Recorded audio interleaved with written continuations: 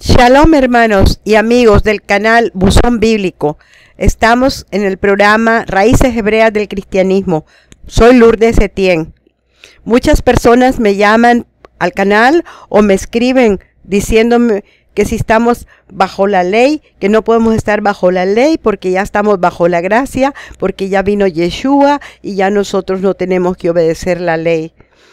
Para empezar, quisiera comentarle que la ley se mal tradujo por el griego, la palabra Torah. La Torah es un libro de instrucciones, no de leyes, de instrucciones para vivir y para saber cómo vivir y cumplir con esa obediencia a Dios de todas las cosas que quedaron escritas para nuestro bien, porque todo lo que Él hizo lo hizo bueno. Bien, nuestro Padre el Eterno, no hizo dos planes de salvación, uno para los judíos y uno para los gentiles. Hizo un solo plan de salvación. Y en él está incluido la Torá, Antiguo Testamento, mal llamado Antiguo Testamento, y está incluido el Nuevo Testamento, mal llamado Nuevo Testamento. Porque realmente todo lo que hay casi en el Nuevo Testamento, mal llamado Nuevo Testamento, tiene el 75-80% del antiguo. Jamás hubieran podido escribir ni una letra si no tuvieran la antigua ley o la Torah, mal llamado ley. ¿Ok? Con esta base quisiera yo comentarles lo siguiente. La revelación contenida en el Nuevo Testamento, yo no les voy a decir si nuevo, malo o bueno, no es superior a la de la Torah. Predicar ahora que estamos bajo la gracia y no bajo la ley, hacen involuntariamente que el creyente haga una división en su mente, que el plan del Eterno fue un error, y así se ha mostrado al mundo. El perfecto plan de redención de Yahweh, el Eterno, no puede ser dividido en dos. No podemos decir que antes hubo ley y que ahora estamos por gracia. No podemos hacerlo porque si dividimos su perfección, le quitamos al plan lo perfecto. La Torá la implementó el mismo Hacedor con su mano. Dividir el plan del Eterno en dos está casi como decir que el Hacedor se equivocó. Y que esto que hizo es una equivocación, lo cual sería una blasfemia grave. Creo que hacer esta división es un atrevimiento muy peligroso, ya que sugerimos y a veces nos convencemos, sobre todo el pueblo cristiano, a través de las doctrinas católicas que nos heredaron los siglos, de que los que vivieron bajo la ley no gozaron de la gracia del Eterno, y por lo mismo no vivieron su perdón y su misericordia, mientras los que viven por gracia, que son los cristianos y católicos exclusivamente, están exentos de todo mandamiento, estatuto, precepto, y solamente basta tener fe para seguir gozando de la gracia. Como quien dicen, hago lo que yo quiero, después pido perdón y la gracia de Dios me perdona y ya. Y vuelvo a hacer lo que yo quiero y no hay cambios en la vida de un cristiano por eso, porque no hay obediencia. ¿Qué bases tenemos para decir que los que nos precedieron, que nos vivieron antes que nosotros, antes que Yeshua Mashiach, no vivieron de la gracia de Dios, el perdón y la misericordia?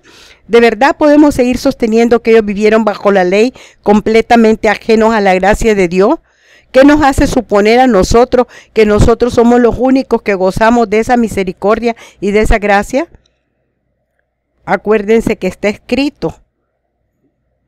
Yahweh, Bajei, ese nombre santo que con respeto lo pronuncio esta tarde, este día, tardo para la ira y grande en misericordia, que perdona la iniquidad y la rebelión, aunque de ningún modo tendrá por inocente al culpable, que visita la maldad de los padres sobre los hijos hasta la tercera y cuarta generación, que perdona la iniquidad de este pueblo, o sea, de Israel, según la grandeza de su misericordia, y nos ha perdonado a este pueblo desde Egipto hasta acá.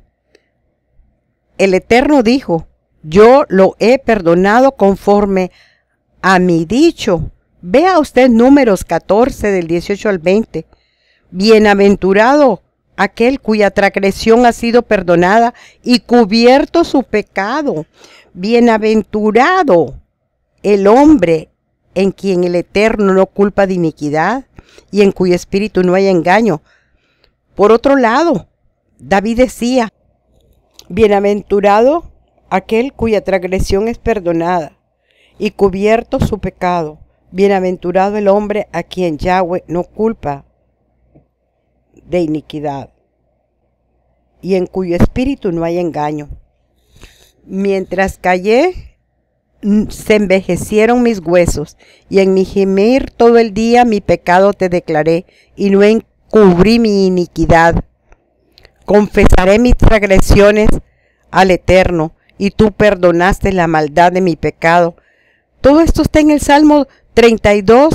¿Cómo pueden decir los cristianos evangélicos y los católicos, muy católicos y recontracatólicos, que el Señor no tuvo misericordia en el Antiguo Testamento, que era una ley dura y que la gracia, prácticamente la palabra gracia, ha sido una desgracia para los pobres católicos y cristianos del planeta? Porque no han ocupado la gracia como una gracia de Dios, sino como una desgracia para vivir pecando y volver a arrepentirse. Los católicos con el curito y los cristianos, ¿con quién? Van a donde Dios. Ay, Dios pequé, todo el día se la pasan por no obedecer al Padre.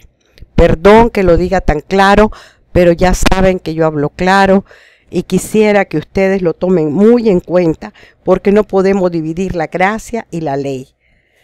Esto es en cuanto a las implicaciones de la gracia para los que vivieron bajo la ley, pero no hay implicaciones para los que vivimos y que decimos que vivimos bajo la gracia. En realidad, durante años hemos sido completamente parciales, por no decir convenencieros. Sí, hermanos y amigos, convenencieros. Cumplimos la ley, lo que nos acomoda con la división artificial de que es el plan del Eterno. Si hablamos de tatuajes, de adulterio, del diezmo, del homicidio, de la homosexualidad, de la idolatría, corriendo nos repartimos y nos dividimos la ley y decimos que eso es pecado, que eso es malo, que eso aquí, que eso allá.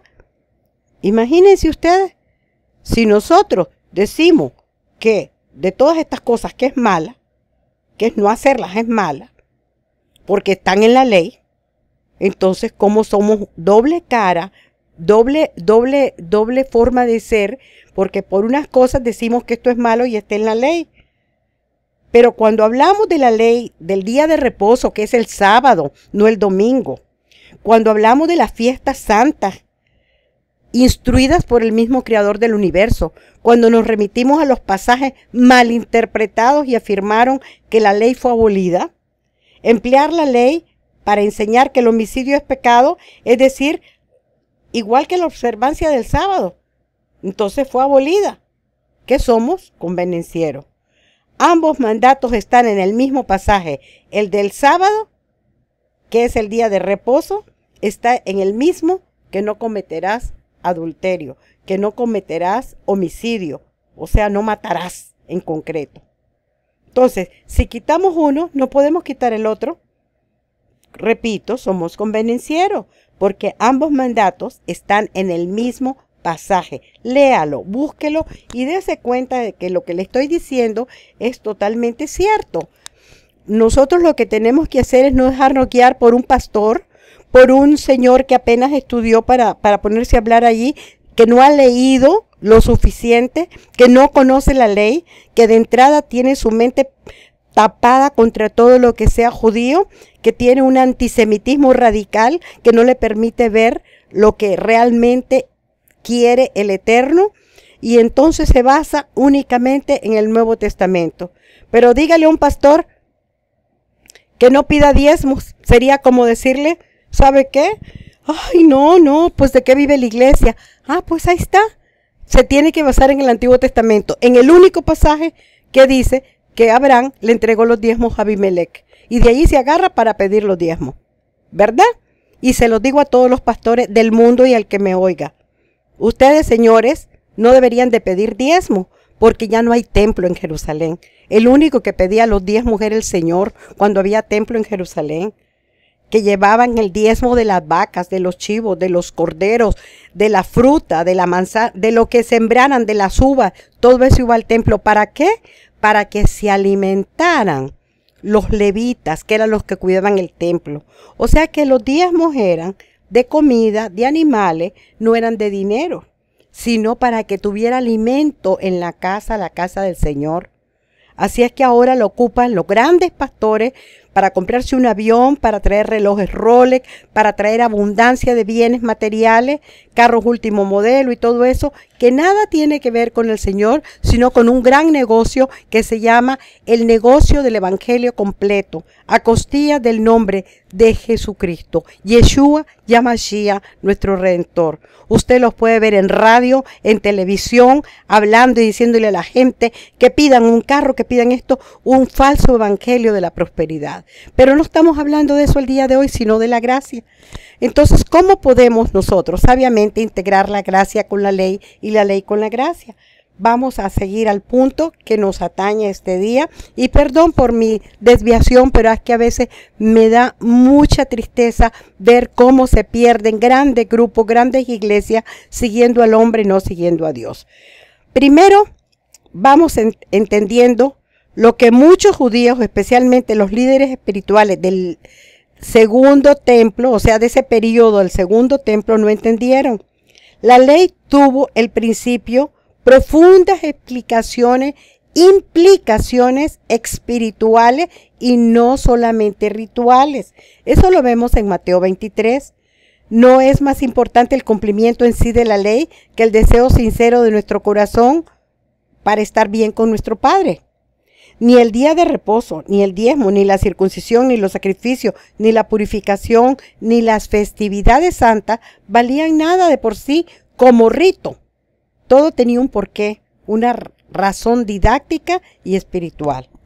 Muchos judíos lo vieron como un mero rito, esperando obtener misericordia por el hecho de cumplir, olvidándose de que cumplir por querer cumplir.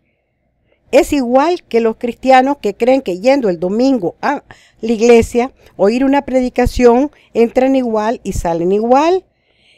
En el Mesías nos es quitado el velo y entendemos que la circuncisión debía de inducir a la circuncisión del corazón. Si no, véalo usted en Deuteronomio 36. Los diezmos nos enseñaban a depender económicamente del Padre. ¿Por qué? Porque todos diezmaban su fruto, el fruto de la tierra, mientras libraba al diezmador del amor al dinero y de las posesiones. Malaquías 3:10, véalo usted en su Biblia. Los sacrificios llevaban a la misericordia y al conocimiento del Eterno. Véalo usted en Oseas 6:6. La purificación enseñaba sobre el arrepentimiento. Mateos 3.